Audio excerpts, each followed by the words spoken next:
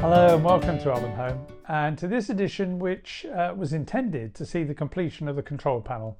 Things didn't quite work as I wanted them to, but we have made progress, and I'll show you that in the video. And also what I decided to do whilst I was waiting for something to arrive. I should also mention that it appears that a couple of the bits which I recorded as I was going along, the microphone wasn't properly plugged in, which led for very poor quality sound. Rather than try to manipulate the sound, I've put captions in instead so that you can follow what it is I'm burbling on about. And also, because I was working on the control panel and the power source for the point motors, and I do mean the motors, not the indicator units, is not on the layout. I can't run any trains at the moment because I changed a couple of the points before I took the power source off. And that would be the most almighty crash if I tried to run anything. So I went back to episode 113 and put a running session in from there because I thought it might be quite fun to see what the layout looked like about 4 years ago, I think that is 113, as compared to how you'll have seen it in the most recent videos. So that's enough waffle. Let's go back 3 or 4 weeks when I set out all full of boyish enthusiasm to complete the control panel. You will recall at the end of the last video that I had wired in a switch. It was actually this switch. Yes, it was this switch, with a set of LEDs and connected it to a point indicator unit, not motor, and got everything to work. But I had encountered an issue about the way in which I had put in the lower shelf on which the point indicator units will sit, which suggested to me that I needed to turn it over. Some of you, and indeed one of you in particular, may have detected a certain hesitancy in my voice when I spoke about how I was going to make the changes. And the one in particular was a friend of mine, Rob Appleby, who I think is an electrical engineer. I think that's right, Rob, who got in contact with me after he saw the video, I think within about a few minutes, and said, would I welcome some direct help in how I might go about organizing the wiring of the control panel. Now, like any drowning man given a straw, I said yes please, and bless him, he came up from Gateshead for the day last Tuesday. I'm filming this today on Sunday the 5th of October, and spent some time with me just talking about how I might go about organising really the engineering of the wiring loom that will sit underneath this control panel. And really, I mean, it's invaluable help, and I've said this to him a number of times, and I won't embarrass him by gushing too much now, but just revelatory, the things he was saying to me. And there were a few things that he suggested I needed to get, which not least ferrules to crimp, because that's where I'll be able to bring the wires together in an easier way than having to solder everything.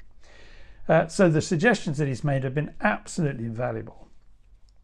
So I've started work on resiting the shelf, this thing. Now, when I did it before, if I take these things off for the moment, this is a different piece of wood, by the way, it's not the piece I had before. I'd mounted 2 pieces of wood up the sides here. They had gone in there and they were screwed to the side of the wall. I realized I had these things, which I've used many times, and many of you will recognize them. I think they're used for holding cabinets together. And the beauty of them is that I won't go all the way, but you can see the other half is over there with 2 studs on it, which go into these 2 holes, and then you put a screw through, which means that this can be dropped right out if I need to, whilst I'm in the process of wiring things up. But one of the things in particular that Rob mentioned to me was about thinking of sub-assemblies. So rather than, as I was going to do one switch, get that working, move on to the next switch, think about getting lots of things done that you can then just use and apply and wire in, but also test as you go along. So for example, wiring up each LED, test that the LED works, and then fitting them in, and not bringing the LEDs together here, but as I've mentioned before, at the point indicator unit. So there. And that makes a lot of sense, but also how you run the wires from the switches which will essentially be to the sides and then down as a harness to where the point indicator units and the terminal blocks will be. So I've sorted that out, and the next thing that I'm going to be doing for the rest of today is mounting the point indicator units and wiring them in. I've forgotten that I had this. This is a Brimel distribution board, which will take up to 18 sets of wires, and I think that's actually a much neater than the things that I'd used before, which are very good in themselves. But this one of these will hold all the wires that I need in one neat place, which will be rather good. And so I'll get that fixed on. I also need to sort one slight problem that I've had, which is that this has come away, this wire, which is not surprising because the long end had been waggled around quite a bit. It's probably also a bit of lousy soldering. I think that was the last one that I soldered. Everything else is rock solid. That one isn't. But I need to resolder that to the center pin and then fix this wire down here so that this isn't under strain by the wires waggling around. One other thing I need to do, which I need to take you up onto the layout for, which I'll do, and then I'll go away and do some work. Here you can see the bottom half of the control panel essentially, and you can see the terminal blocks, and what I've put in here now is the male side of the terminal blocks, which is the wires that come from the switches will come into here. But this is not the totality of the points, because this has point 2 to 19 and point 23, but there are 25 points because other ones came in and were wired underneath here. So one thing I've got to do is to bring and find a place to locate a set of these essentially on here, so that points 1, 20, 21, 22, 24 and 25 similarly all come here, so that they can be wired in on the top here, so that I can have the panel so it can come away entirely. So that's my work for today, which is to get all the point indicator units and the distribution board wired in, to get the wires into here for the other points, because they're all hanging down loosely underneath and I'd dearly love to get them out of the way. I will come back to you once I've completed that piece of work and I've at least made a start on making up some of these sub-assemblies that I'll need to complete the work, because that may explain rather better than I have attempted to do so far what it is I'm going to be doing. This is being recorded on the 24th of October. I was away last weekend, and I have made some steps forward, which you can see in front of you, and I'll explain them, but one major one backwards, which is in the process of being remedied. But what it will mean is that I won't be able to complete the control panel before this video goes up on the 31st of October. So I'm going to do something else, which I will take you to the desk and show you in just a moment. But just to let you know where I got to from the last time I spoke about this, these are all the LEDs which have been soldered and wired, and the way that Rob suggested to me that I do these from what I was doing before has allowed me properly to insulate all the LEDs. There's all the LEDs minus one of them, which was working very well until I forgot that the supply that I was testing it against, I decided to test it against, was a 24-volt supply. I can tell you that the 24-volt supply was live. The 3-volt LED briefly flashed, and then, as you might expect, gave up the ghost. However, that is not a problem. So they're all done. They've all got the same length of wire on them, and that will be adjusted as I start wiring things in. And obviously the length of wire is the longest piece that I would need. If I have bits of wire left over, I will donate them, probably to the bin. But so those have been done. I have also, as I said I would, fitted the points. I omitted to say that point 2 also needed to go in here. Now you see I've numbered them across, but also I've used those little plastic numbers on each of the wires, so that if, in the event that I have to unwire anything, I know which ones go where, which is really rather encouraging. And on the other end of these wires, they were all done, and they now have on them the ferrules, which makes life just so much simpler. If you haven't got the wherewithal, I'll put a link in the video description of the one that I bought, and I'll put a link of various bits and pieces that I'm using through this. They're not affiliate links, they're just the ones that the websites that I used to acquire these things. And of course you may find them cheaper on other websites, but just so you know where I bought them from. So this is all done as much as I can do now.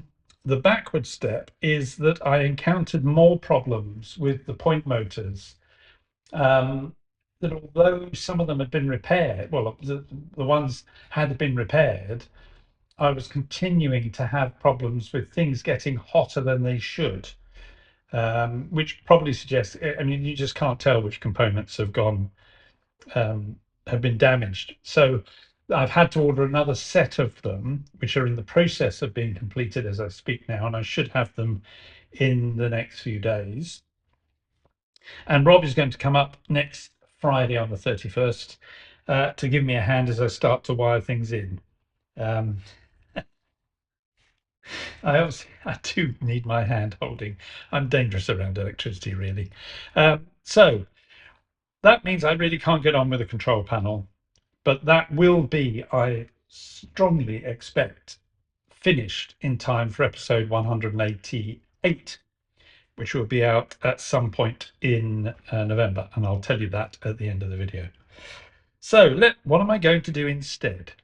Well, I'm going to turn my mind back to building the creamery for the part of the layout. If I just very gently move you, because I don't want the camera to change its orientation. Where you see those two locomotives sitting in the siding, that's where the creamery is going to go. So let's go down on the desk as I start looking at a scale scenes kit, which I'm going to kit bash.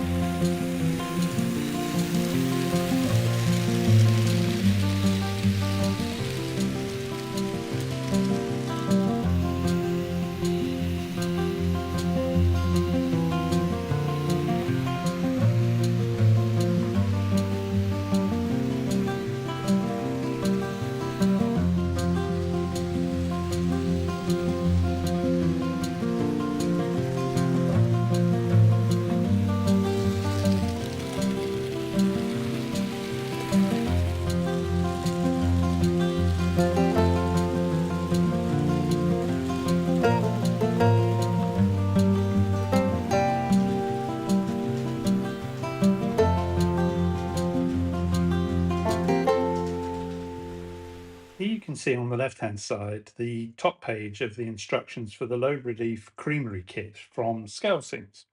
And this is a fairly typical look and shape of things. And the only problem that it gave me is that it's too short. That's not, if you look on here, you can see the length of the overall Creamery, and I would like something twice as long. So I started to cudgel my brains about how I could double the length of this. And what I really want to do is to have one of these, but going out the other way. So essentially a sort of a mirror image of this, going the other way.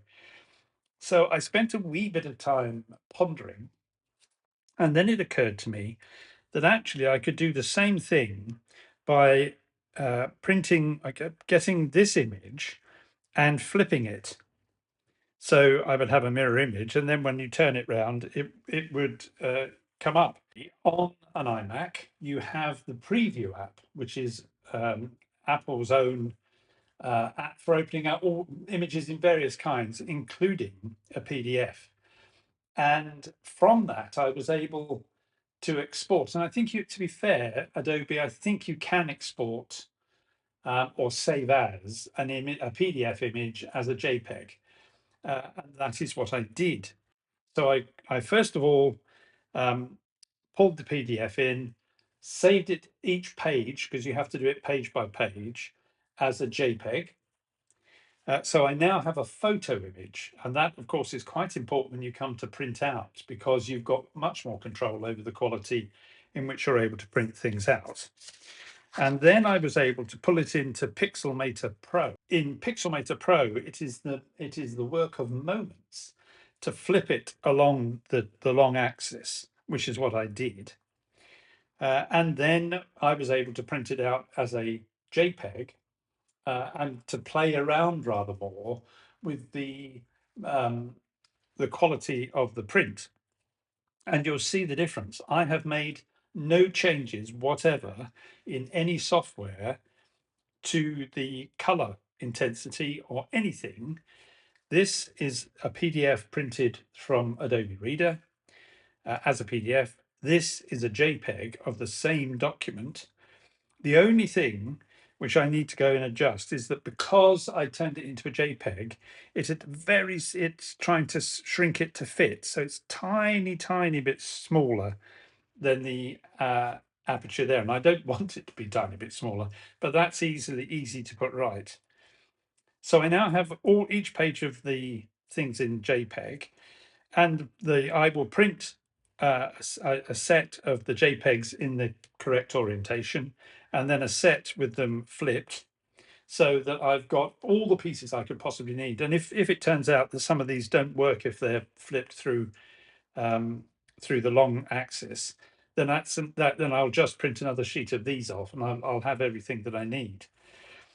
But the only drawback that I saw with this was the windows, because you do get to print onto acetate these, which are very good. But, well, I'm never been a great fan of printing onto acetate with inkjet printers. And I went on to York Model Makers, yes, I think, to see what windows they had. And they do indeed have a window very similar to this, but it was the wrong size. And I thought, oh, that is a shame, because I didn't want to wait. You can get them from somewhere in Australia, but which seemed a bit excessive, frankly. So I got in touch with York Model Makers. In fact, I did it yesterday. I got in touch with them, I know, about 10 o'clock. By within an hour or so, they'd come back to say, yes, they could resize them. There would be an added cost, and they gave me a quote of that, which was not really very much. It was about £8 for what I needed them to do. And so that was ordered yesterday. So I'm going to have 8 of the windows. They come in packs of 6, I think. So I've ordered 2 packs because I need 8 windows, obviously, across the 2. And that will give me much better windows to go into this Creamery kit. And I'm already beginning to think about how much of the frontage I will leave as the printed, or whether I will move to using brick card and a stippling technique, such as I used on the church, to give me the kind of stucco frontage. I certainly think if you look at these doors, which are made from the kit, from folded paper, but I've got some corrugated aluminium, which I bought for various things, which I think will do a much better job. And I've got quite a bit of that, so I'll be able to put that in instead. So I'm beginning to think about how I'm going to kit bash these kits. What I want to do first of all, though, is just cut some of these out, probably just the paper, to give me an idea of the dimensions and how things will look before I really start building it. And that's my work for the rest of today and probably next couple of days. So I'll get that piece of work done, and then I'll come back and show you where I've got to. It may not look it from what you can see in front of you, but I've actually been working quite hard on this over the last few days. Today is the 29th of October, and I'm going to get all the filming and things done for this video and out of the way and hopefully edited, because the day after tomorrow my electronics consultant is arriving.